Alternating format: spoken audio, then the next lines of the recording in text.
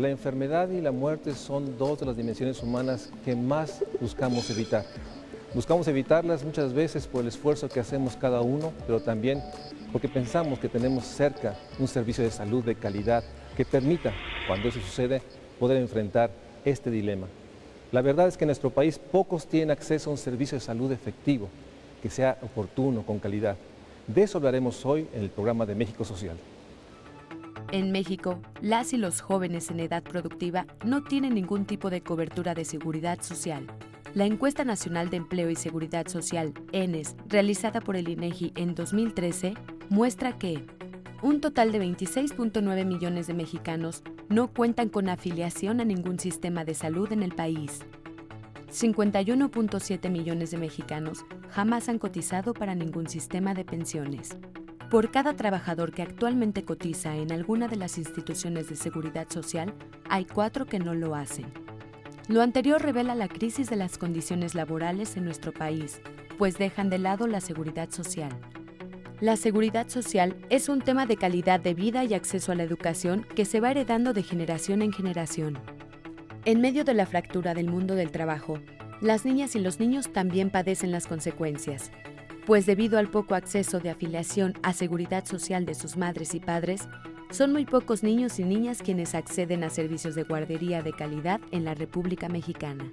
Según los datos de la misma encuesta, solo 419.938 niños y niñas menores de 6 años tienen acceso a una guardería pública, mientras que 153.417 tienen acceso a una guardería privada.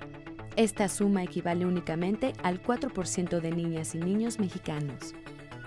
De los infantes que no son atendidos por una guardería, hay 10.56 millones de bebés que son cuidados mayoritariamente por sus mamás. En tanto, 1.89 millones de bebés son cuidados por alguna de sus abuelas. Estas cifras hablan de proyectos de vida encaminados a soportar la doble carga de actividades y responsabilidades al interior de los hogares para las mujeres mexicanas, o bien de la renuncia a sus proyectos de vida profesionales por falta de acceso a la cobertura de seguridad social nacional. Es en la cuestión social para mejorar la calidad de vida, donde se encuentran los retos para la transformación positiva de nuestro país. Te agradezco mucho, Julio, que estés en el programa México Social para hablar de uno de los temas, como bien lo definiste hace poco. Yo diría el eje del bienestar individual y social, la salud en México.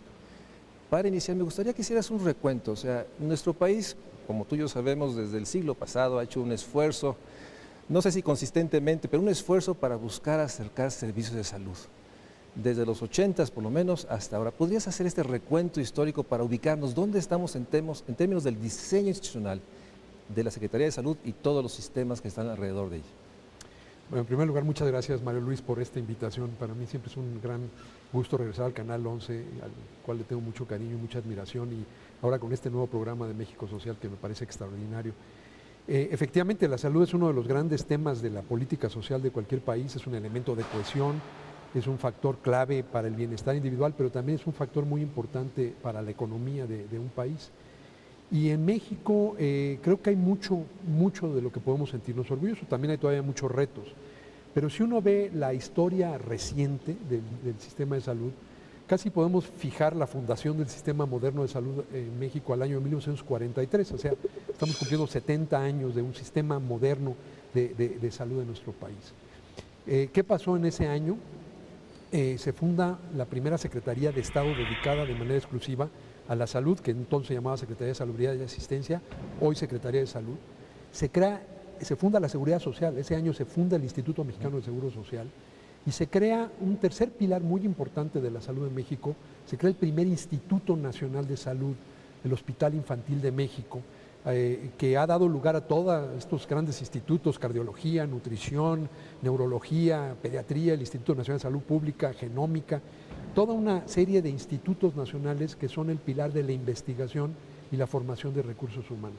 Entonces, en 43 se crean estos tres pilares: salud, o sea, la presencia del Estado tomando una responsabilidad muy importante; la seguridad social como una parte de estimular la industrialización de nuestro país; y las instituciones encargadas de la investigación y el desarrollo de recursos humanos.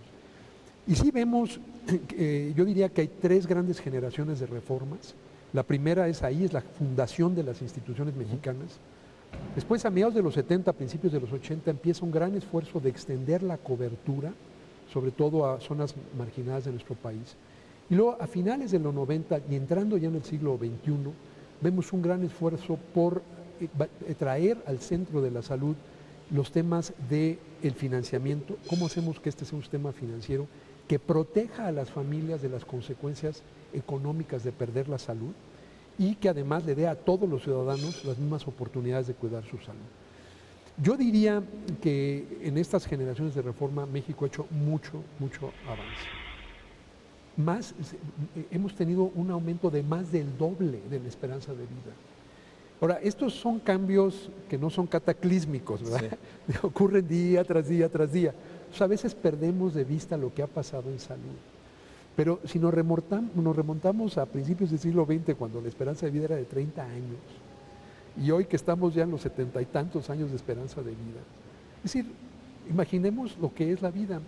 Imaginémonos que en México ya no hay enfermedades como la viruela, que durante siglos fue una fuente de mortalidad, que en México no se ha muerto un solo niño de sarampión desde 1995. Nuevamente, periódicamente tenemos estas epidemias, no ha habido muertes, ha habido unos cuantos casos importados. Que en México se acabó la polio, una enfermedad que a los padres y madres de familia les quitaba el sueño, que dejaba secuelas terribles. No hay polio en México desde 1998. Si vemos los avances, es difícil encontrar otro sector de la actividad que más haya contribuido al bienestar de la sociedad mexicana. Ahora, como en todo en salud, somos víctimas de nuestros éxitos. Entonces, ¿qué ha pasado? Que gracias, sobre todo a las acciones de la salud pública, de manera muy destacada la vacunación y otras de las grandes intervenciones de la salud pública, hemos ido bajando de manera dramática las enfermedades infecciosas. Y la edad promedio de muerte, que solía estar centrada en los niños chiquitos, ahora ocurre en edades mucho más avanzadas. Como debe ser, nos vamos acercando al límite biológico. Pero todos esos niños que se morían antes chicos y que ahora ya no se mueren, ahora viven lo suficiente como para quedar expuestos a las nuevas enfermedades. El cáncer, los problemas del corazón, los problemas de salud mental importantísimos, incluyendo ahí las adicciones. La diabetes, que es la causa número 1 de muerte en nuestro país, acompañado de esta nueva epidemia de obesidad y sobrepeso. Entonces, hemos sido víctimas de nuestros éxitos porque, por así decirlo, nos hemos ido acabando las enfermedades baratas de prevenir y de curar. Y en cambio ahora tenemos enfermedades cada vez más costosas y complejas que requieren de todo un nuevo diseño del sistema de salud. Pero, sin embargo, pese que sí hay, digamos, estos indicadores de éxito, tú lo has dicho, se ha subrayado muchas veces en muchos foros, seguimos atrapados en esta enorme desigualdad, las brechas. Entre más marginada o más aislada la comunidad, estos indicadores, digamos, de incluso esperanza de vida, las enfermedades, digamos, de la pobreza, esta realidad de los niños que mueren por enfermedades respiratorias, enfermedades diarreicas, hay rezagos brutales que no se comprenden más simplemente en el relato del diseño institucional. Ha habido otros factores que nos llevan a esta realidad de que las brechas, por otra parte, se han ampliado. Vivir en esta ciudad, digamos, en el centro de la ciudad, y vivir en una comunidad de la montaña de Guerrero, en términos de esperanza de vida de todas las personas, sigue siendo una brecha, yo creo que creciente. Y ahí tenemos esta pregunta, ¿por qué no hemos podido extenderlo y que esos promedios nacionales tengan una expresión realmente en donde más se requiere, donde hay mayor pobreza, marginación, desigualdad? En efecto, yo creo y he creído que los 3 grandes retos de nuestro sistema de salud siguen siendo el primero de ellos la equidad, luego la calidad de los servicios y luego darle a todo el mundo protección financiera. Pero la equidad sigue siendo el reto más importante. ¿Por qué? Porque este progreso tan notable, como reflejo de la desigualdad social más amplia que hay en nuestro país, no se ha distribuido de manera pareja entre grupos sociales. Y efectivamente tenemos en México lo que yo le llamo ahora una triple carga de la enfermedad.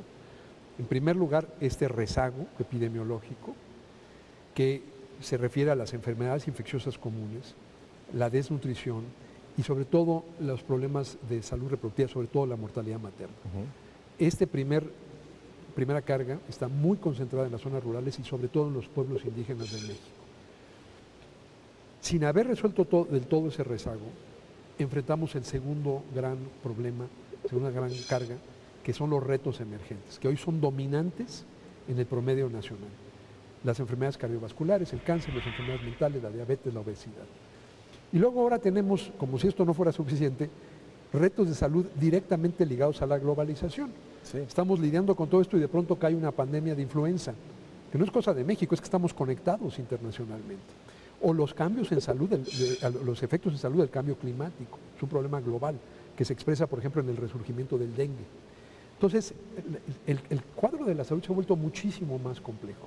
Cuando se funda el sistema de salud, incluso yo te diría en los años 70, 80, la agenda era clarísima: infecciones, desnutrición, muertes maternas. Ahora tenemos que abordar las tres, pero no debemos, y qué bueno que lo destacas, perder de vista que el punto número uno debe ser acabar con la agenda inconclusa.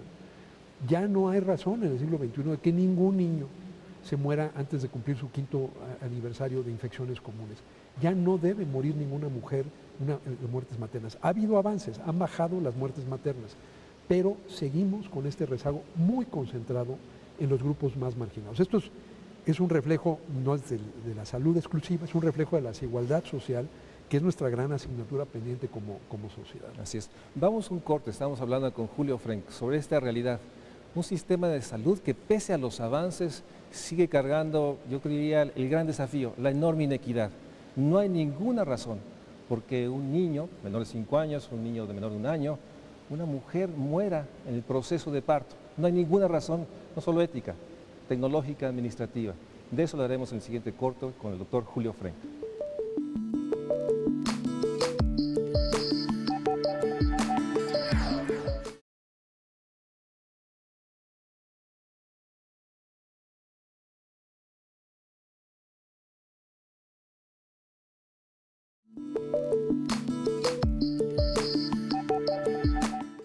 Julio, pero ayúdame a comprender y que todos los que nos están viendo comprendamos por qué, pese a estos avances, estas enfermedades, digamos, de la inequidad, de la pobreza, esta muerte, porque finalmente estamos hablando de este nivel, sigue persistiendo. ¿Fue un problema de un diseño institucional que no se cumplió, no se acabó? ¿Es parte de la consecuencia de ser un país de pobreza, de desigualdad?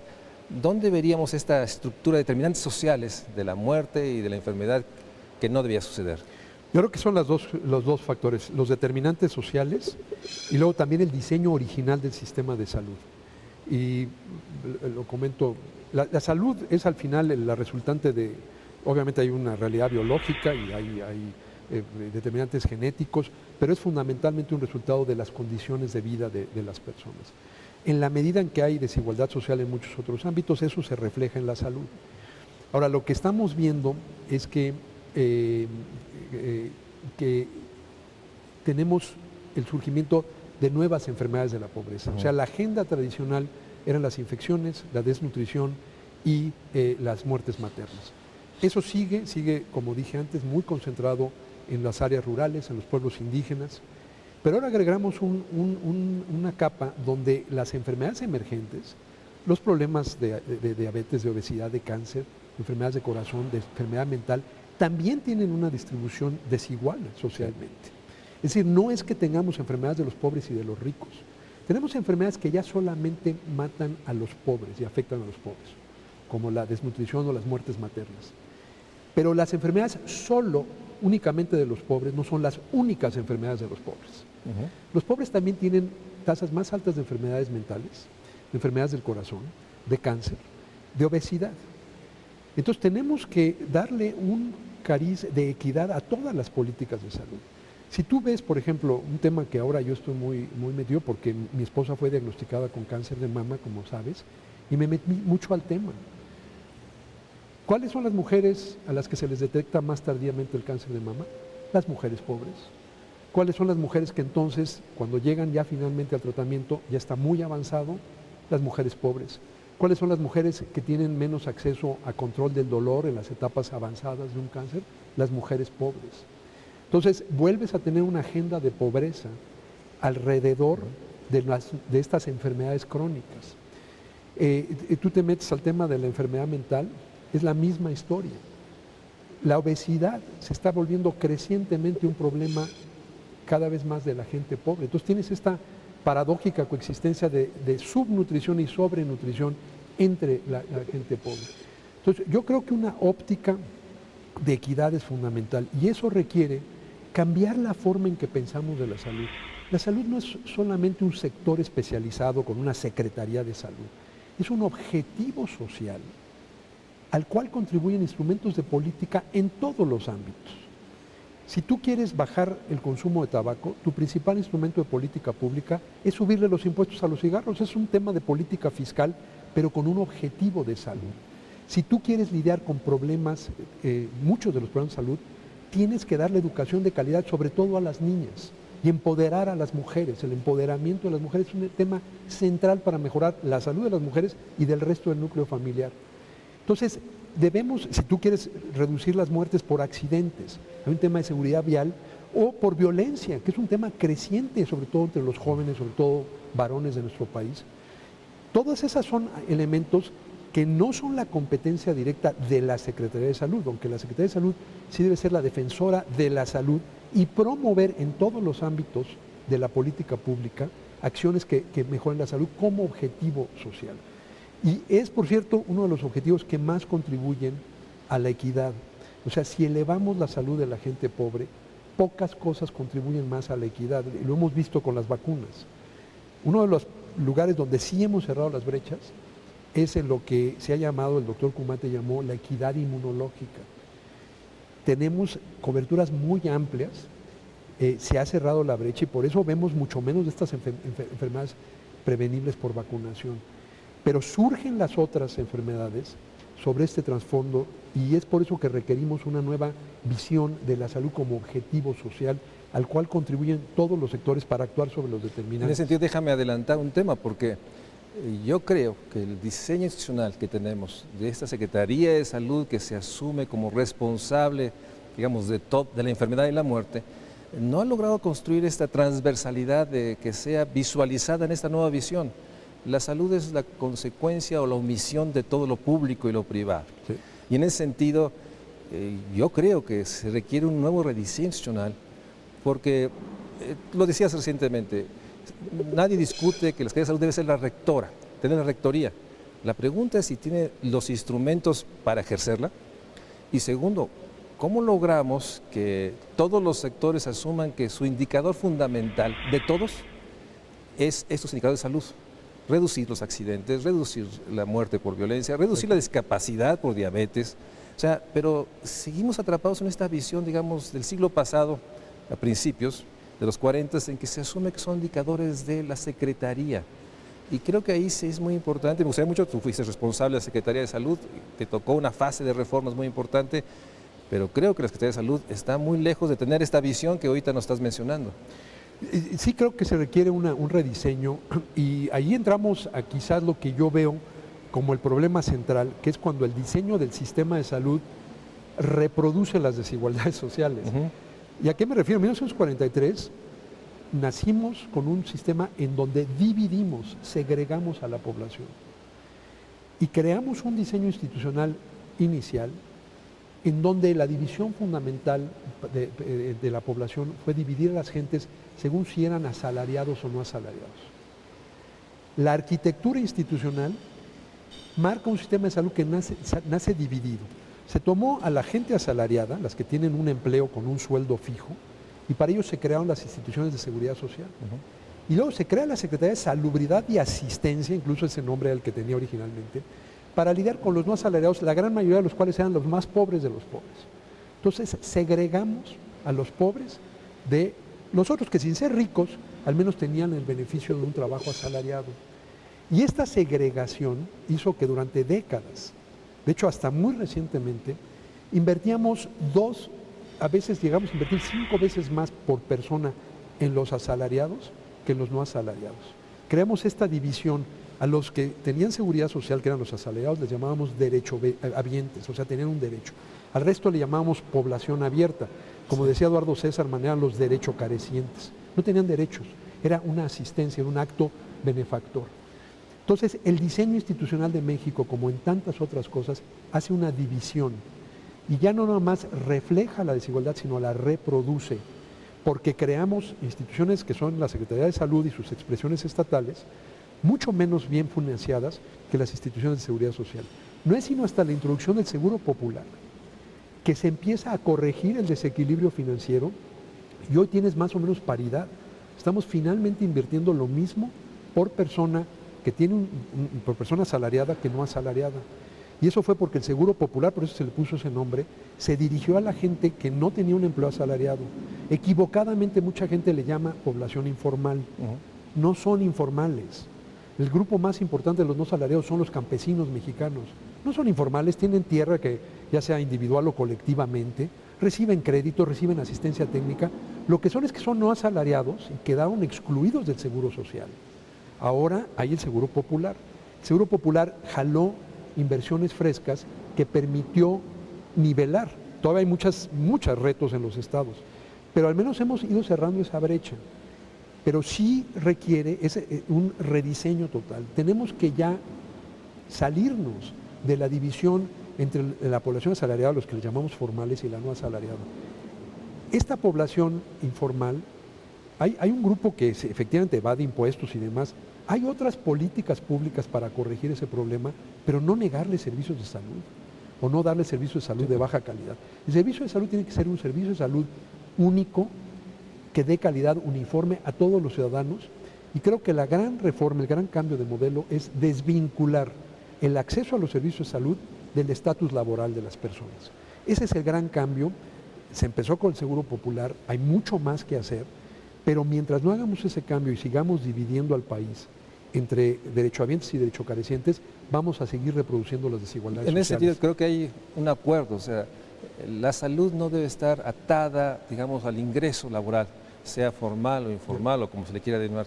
Es un derecho por hecho ser mexicanos, y en ese sentido que hay un acuerdo.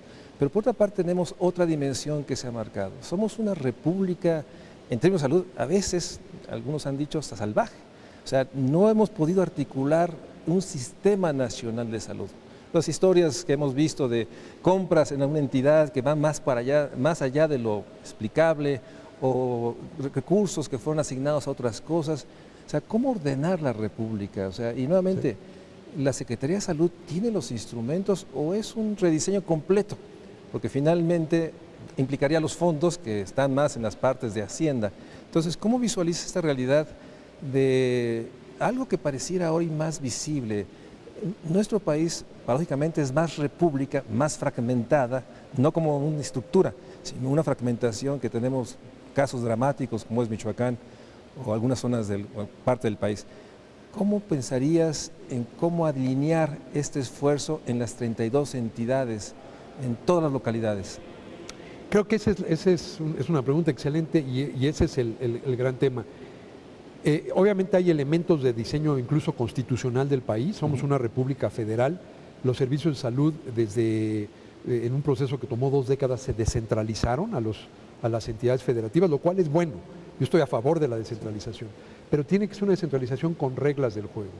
Creo que el primer cambio fundamental es asumir que el acceso a servicios de salud es un derecho ciudadano. Así es. Tu pertenencia a esta sociedad que llamamos México es lo único que necesitas.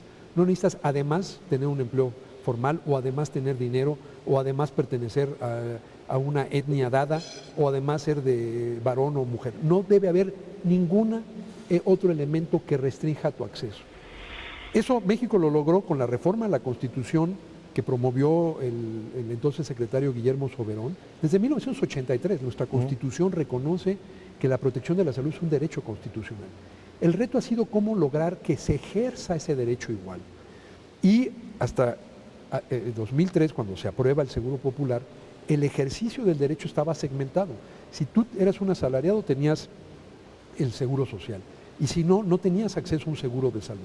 Eso ya se arregló, ya hemos ido moviéndonos a que el ejercicio del derecho no esté mediatizado por tu condición laboral.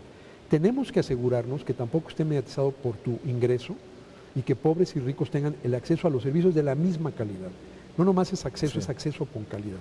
Y creo que ese es el siguiente gran paso en las reformas, cómo elevamos la calidad de manera pareja. Ahora, hay elementos que sí van más allá de la Secretaría de Salud. Las desigualdades entre estados tienen que ver con el hecho de que somos una república federal. Ahí lo que se requiere son instrumentos de rectoría del gobierno federal en salud, en educación, en todos los servicios que están descentralizados, porque sí necesitamos que sean sistemas nacionales.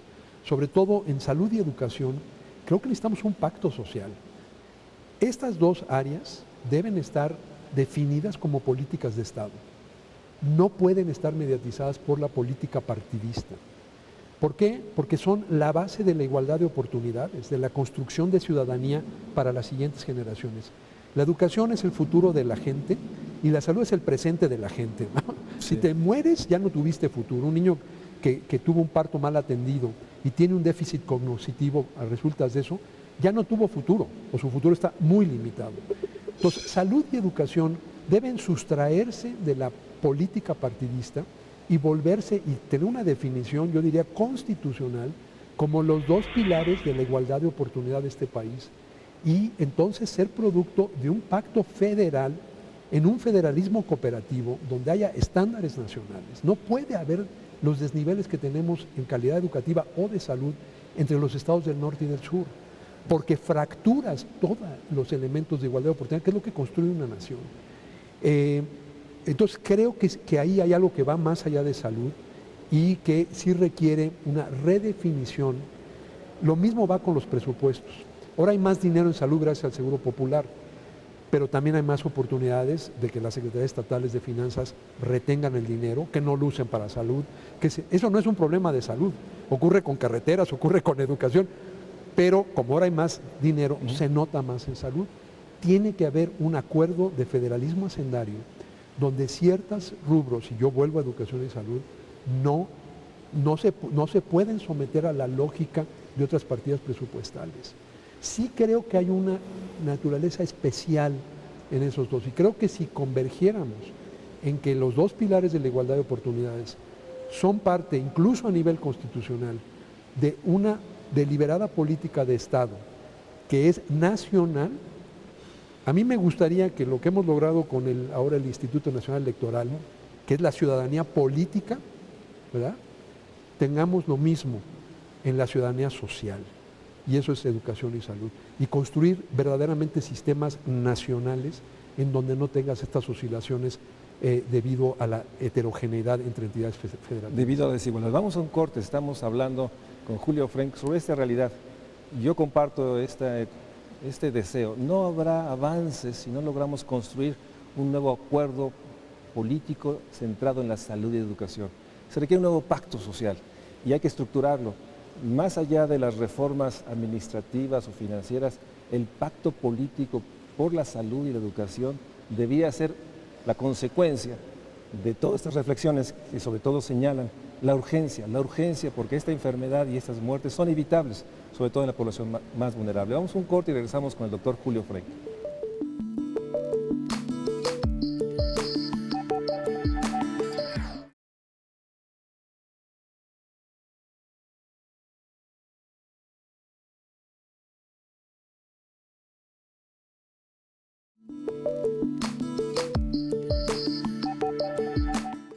Julio, pero todo este proceso, lamentablemente estamos atrapados en una crisis global.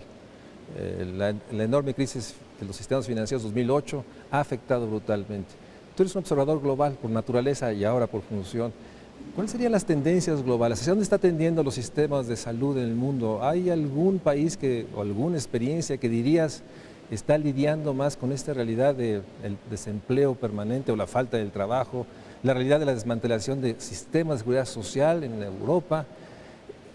¿Cuál es tu apreciación en términos de si hay esta claridad de que la salud es el eje del bienestar, dirían los economistas, y de la productividad? ¿Ha habido realmente una respuesta consecuente o lamentablemente los sistemas de salud globales están siendo afectados por la crisis financiera de los mercados globales? Yo creo que ves a nivel mundial dos respuestas típicas. Una es que ante una crisis como la que arranca en 2008, es recortar el llamado gasto social. Y entonces esa ha sido una típica respuesta en muchos países. Se reducen los presupuestos de salud, se cortan otras prestaciones sociales. La respuesta contraria es la de países que tienen una visión un poquito más de largo plazo y que se han percatado de que justamente el peor momento para recortar el llamado gasto en salud es cuando hay una crisis económica. Por varias razones. La primera es que en tiempos de crisis sabemos que muchos padecimientos aumentan, desde luego aumentan muchos de los padecimientos mentales. La gente, hay una asociación muy alta entre estar desempleado y el nivel de estrés que se traduce y se expresa en enfermedades cardiovasculares, en depresión, que es una condición mental muy común y que se exacerba cuando está en una situación de desempleo, y otros problemas de salud, porque no es que lo mental está separado de lo orgánico, lo mental afecta a lo orgánico, claro. y cuando hay problemas de salud mental eso se refleja también en enfermedades físicas. Entonces, el segundo grupo de países se percatan de que este es el peor momento para hacer cortes porque la gente se enferma más. Pero segundo, han entendido que arreglar el sistema de salud es uno de los mejores instrumentos de política económica, porque un sistema de salud disfuncional es un lastre en la productividad, es un lastre en la competitividad de las naciones. Entonces, ejemplos del segundo camino es el presidente Obama. Él toma posesión en la mitad, en 2009, ¿no? En enero de 2009, en la mitad de la crisis. ¿Y cuál es su prioridad? La reforma del sistema americano de salud. Es decir, en vez de decir ahora es el momento de retroceder porque hay una crisis financiera, dice ahora es el momento de arreglar nuestro sistema de salud. Eso va a requerir inversiones adicionales. Y lanza la mayor reforma legislativa en la historia de Estados Unidos al sistema de salud. Porque él además se da cuenta que en Estados Unidos la salud es el sector más grande de la economía, absorbe 17% del Producto Interno Bruto. El sector salud en Estados Unidos es 2,5 veces la economía mexicana, ¿okay? Y es un sistema muy ineficiente, con mucho desperdicio, con pobres resultados. Entonces, este es el momento de arreglarlo, para que en vez de que hablemos de gasto en salud, hablemos de inversión en salud.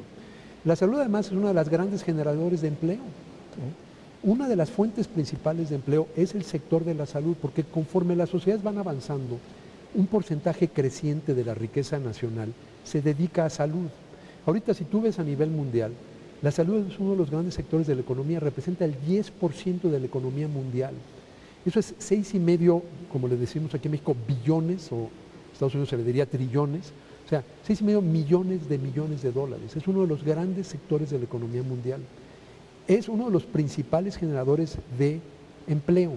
En México, el tamaño económico de la salud es más grande que el sector financiero, que el sector educativo mismo, y genera una cantidad enorme de empleos. Entonces, si estás en una situación de crisis económica, no cortes la salud, expande el sistema de salud, vas a crear empleos, son empleos además de alta capacidad, es el tipo de empleo que México tiene que ir creando, y además vas a sentar las bases para lidiar con el efecto de corto plazo, y además vas a sentar las bases porque vas a tener una población más sana para salir a largo plazo de la crisis. Porque tú lo que necesitas es poblaciones sanas, niños sanos que puedan aprender para invertir en su capital humano, adultos sanos que puedan trabajar para sacar adelante la economía. Entonces yo diría que globalmente ves esas dos reacciones. En México, al menos en los primeros años de la crisis, claro, al año siguiente tuvimos la pandemia de influenza, y al menos las inversiones en el Seguro Popular no se recortaron, lo cual creo que hay que aplaudir. Es el tipo de respuesta correcta. Es muy importante tener claro, el momento en que hay restricciones económicas en un país no es el momento de retroceder en salud. Es el momento de hacer las inversiones estratégicas para elevar la eficiencia del sistema de salud, eliminar el desperdicio, mejorar la calidad y crear las bases de una recuperación sustentable de largo plazo. Ahora, el Sistema Nacional de Salud conforma lo que tiene fondeo gubernamental y lo privado. Sí. Y lo que hemos visto es que también en las últimas 2 décadas ha habido un crecimiento lento, pero un crecimiento de la inversión privada. Grandes grupos empresariales que ven un nicho de inversión y generan estructura. Es una serie de ofertas que buscan cumplir, bueno, más bien reducir esta realidad de que la población ante la necesidad de la enfermedad va al hospital o al médico más cercano, al privado, el que está cerca, no importa que no esté asegurado. ¿Cómo observas el sector privado en esta ecuación de grandes necesidades, falta de empleo, la necesidad de inversión pública, sí, pero también un sector privado que crece y que ahí volvemos nuevamente? Esto implicaría una gran rectoría para ordenar. ¿Cómo observarías este sector privado mexicano? ¿Cuál ha sido tu apreciación estos años? Siempre ha habido un componente privado muy grande. No es cierto que tengamos un sistema donde están los del Seguro Social y los privados y los de la Secretaría. La gente se cruza. 30% de la demanda de derechohabientes de la Seguridad Social se satisface en instituciones privadas, otro porcentaje van a instituciones de la Secretaría de Salud. Mucha gente que supuestamente debe ser atendida en la Secretaría de Salud acaba con un médico privado. La gente se mueve y el chiste es estructurar bien al sector privado. Yo creo que el sector privado tiene una contribución muy importante que dar, pero tiene que estar bien estructurada. Ahorita en gran medida está desestructurada. Lo que tú ves es un sector privado muy heterogéneo, otra vez reflejo de las desigualdades en nuestro país. Hay un sector moderno, con grandes instalaciones, con una calidad muy buena, instituciones que podrían estar en cualquier lugar del mundo. ¿Dónde están? Concentradas en las grandes ciudades. Y luego tienes un sector privado muy desarticulado, pequeños consultorios, pequeños sanatorios, con una calidad muy dudosa, sobre todo atendiendo a la población de menores ingresos, a las clases medias bajas y a las clases bajas. Entonces, lo que necesitamos en el sector público y en el privado es elevar la calidad de todos. No puede haber una vanguardia de la medicina y una retaguardia. Y eso lo tenemos en los dos sectores. Tú ves el sector público, tienes instituciones como los Institutos Nacionales de Salud, los grandes centros médicos del IMSS, hospitales, que podrían estar en cualquier lugar. Es la vanguardia. Y luego tienes unas clínicas del IMSS, del ISSSTE, de la Secretaría de Salud, donde las condiciones están horribles, donde hay desabasto, etc. Igualito pasa en el sector privado, hospitales privados de primer mundo y luego consultoritos, sanatorios sin medios para atender. Una vanguardia y una retaguardia. Lo que tenemos que hacer es llevar a la retaguardia y que alcance a la vanguardia y que sigan todas avanzando. Y ese es el gran tema de la calidad. Y el tema de la calidad es igual de aplicable a lo público y a lo privado. El tema de la calidad es una de las grandes responsabilidades de una rectoría, que es una función pública, es garantizar niveles equitativos de calidad. ¿Cómo lo hacemos? Instrumentos como la acreditación. Una virtud del Seguro Popular es que introdujo un requisito de que las unidades que fueran a participar en el Seguro Popular tenían que estar acreditadas. No digo que se haya implementado de manera perfecta en todos lados, creo que hay mucho que mejorarle a cómo se ha llevado a la práctica esa medida. Pero el principio de que institución que va a participar tiene que estar acreditada, sea pública o privada, ese es un principio que ilustra de manera muy clara. Yo quiero saber que si yo voy a un hospital, yo como paciente, no tengo los medios técnicos para juzgar si ahí me van a atender bien o mal. Si además estoy en dolor, no estoy como para andar preguntando, a ver, ¿tienen sangre limpia? ¿Tienen quirófanos? Yo lo que quiero es que me atiendan. ¿Cuál es mi garantía de que me van a atender bien? Yo veo que una autoridad respetable acreditó esa unidad. Y entonces digo, bueno, aquí vinieron, se dieron cuenta de que este hospital tiene las condiciones. Lo que menos me importa es si es público o privado. Yo lo que quiero es que sea bueno. Sea público o privado, quiero que sea bueno. Esa es la función de rectoría y eso es lo que tenemos que luchar muchísimo en México para cerrar esas brechas que otra vez son las que reproducen la desigualdad social.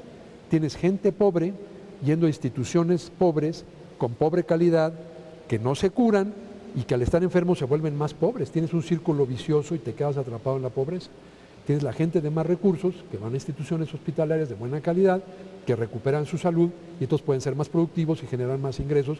Y ahí tienes otro círculo, un círculo virtuoso, nomás que ese círculo hay que llevárselo a los pobres también. Así es.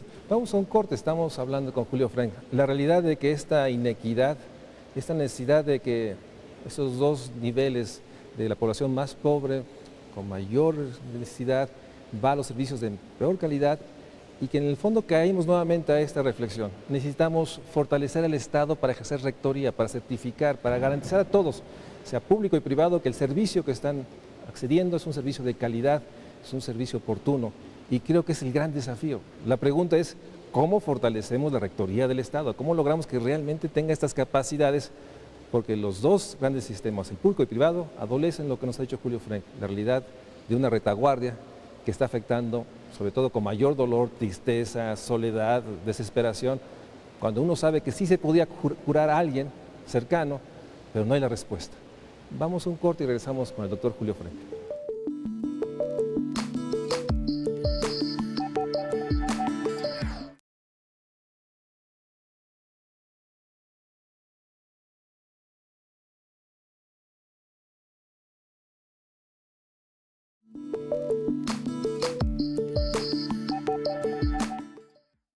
Lamentablemente estamos en el último bloque, así que tenemos que hacer un ejercicio. Tú debes hacer un ejercicio de síntesis. ¿Por dónde empezar? ¿Cuál sería, si pudieras definir una ruta, cuáles son los primeros pasos a seguir? Porque aunque hay avances, en los promedios podemos dar esta visión de que sin duda el país de los 30 a los 2014 ha habido un esfuerzo, la desigualdad, la inequidad, nuevos fenómenos de pobreza, como nos decías, nuevas realidades de que hoy los determinantes sociales de muchas enfermedades se están agudizando, las violencias, la realidad de los accidentes, la realidad de esta que nos mencionabas, ¿no? La obesidad y sobrepeso, consecuencia de la desnutrición y afecta nuevamente a los más vulnerables. ¿Por dónde? ¿Cuáles serían los pasos a pensar o las preguntas a hacernos para poder realmente aprovechar, yo creo que esta conciencia nacional? La salud puede ser el eje de un nuevo pacto social. En primer lugar, creo que partimos de una buena plataforma. O sea, la salud, con todas las deficiencias que se quiera, realmente ha sido materia de políticas de Estado.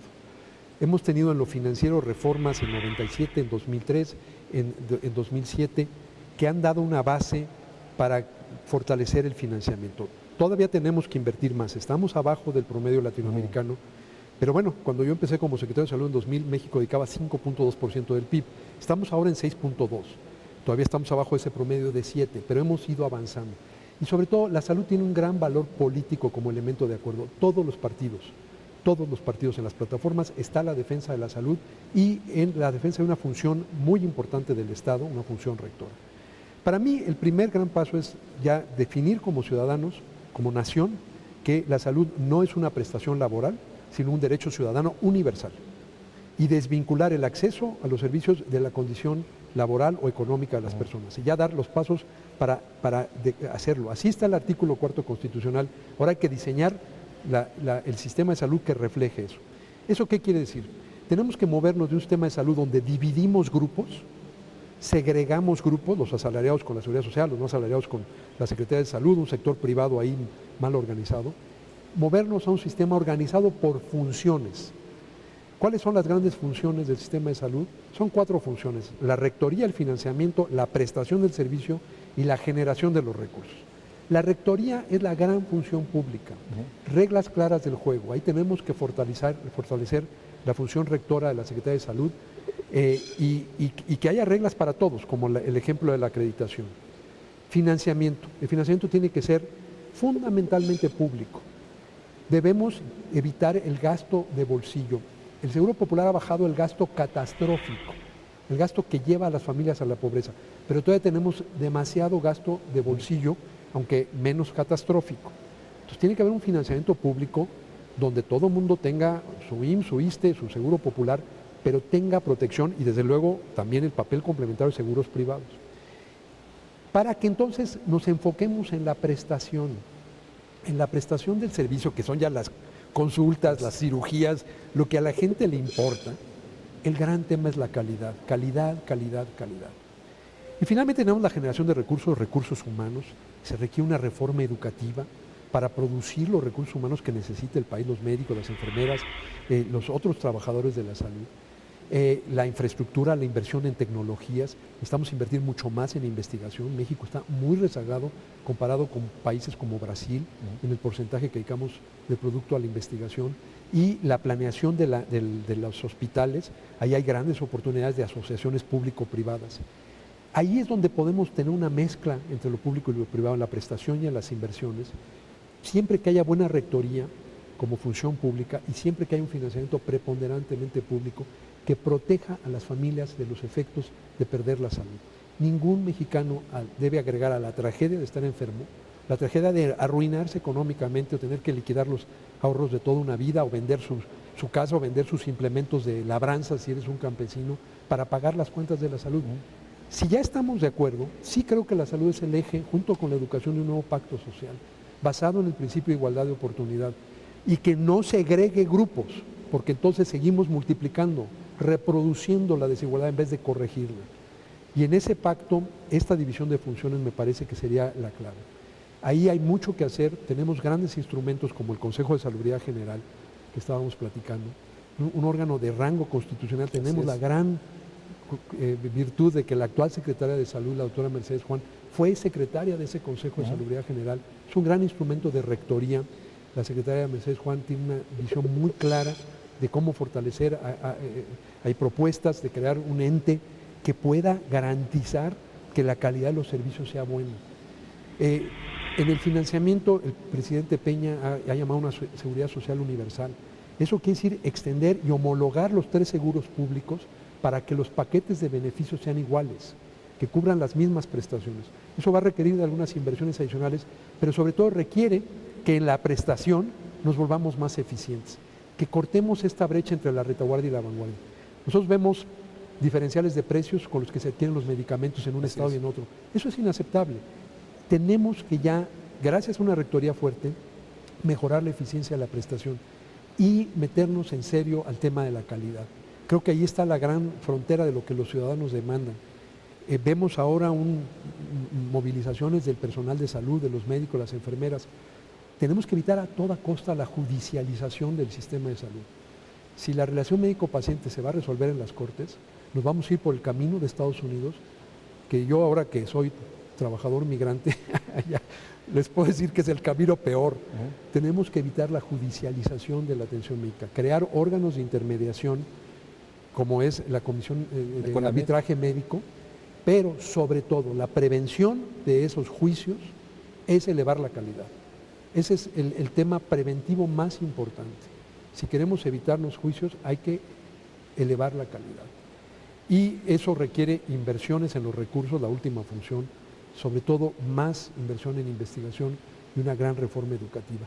Creo que aquí hay por cierto, hay gran consenso en esto, y yo estoy muy optimista. Veo un gobierno con un gran ánimo reformador, veo en las dirigencias de las instituciones públicas de salud gente de enorme competencia en todas las instituciones públicas a nivel federal y desde luego también en los estados, pero sobre todo lo que yo veo más claro o de manera más directa en el IMSS, en el ISSSTE, en la Secretaría de Salud, gente con gran capacidad y vocación.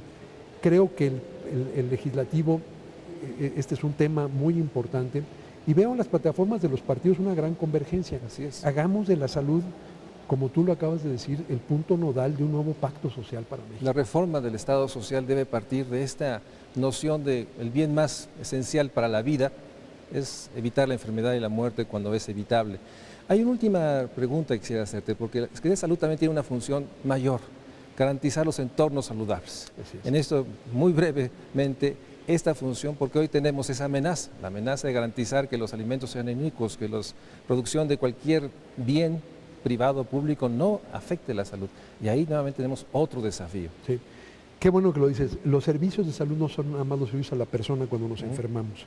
Son todos estos servicios al ambiente, lo que llamamos servicios colectivos de salud, los servicios de salud pública, que es mi especialidad. Ahí hay un gran instrumento que es la Comisión Federal de Protección contra Riesgos Sanitarios. Me siento muy orgulloso que eso fue, creo, una de las cosas que yo pude como profesionista de la salud pública impulsar cuando me tocó, y es una institución que ha ido madurando, y nuevamente yo tengo gran confianza en los actuales dirigentes. Creo que es una institución muy noble, pero es efectivamente, no basta con la política de salud, en el sentido estricto necesitamos políticas saludables, y eso significa actuar sobre todos esos determinantes para que la gente no se enferme en primer lugar. Esa es la mejor. Y yo terminaría con una frase que a mí me encanta, de Schopenhauer, el filósofo alemán, pero que le oí una vez a don José Represas, un gran mexicano, que dice: la salud no es todo, pero sin salud no hay nada. Pues cuidemos de este bien preciado, porque si lo perdemos, nada de lo demás vale la pena.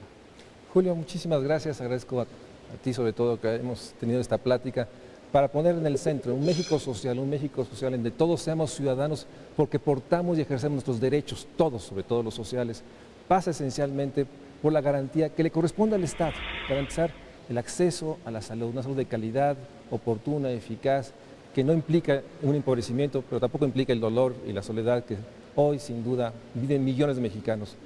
No hay duda que, Julio, tú eres de las voces más autorizadas, que tienes el aprecio y el afecto de muchos, y que sin duda te agradezco enormemente que estés en el Estudio de México Social para iniciar una plática que espero sea de muchas veces para seguir hablando sobre cómo garantizar el acceso a la salud. Muchas gracias a ustedes. Gracias.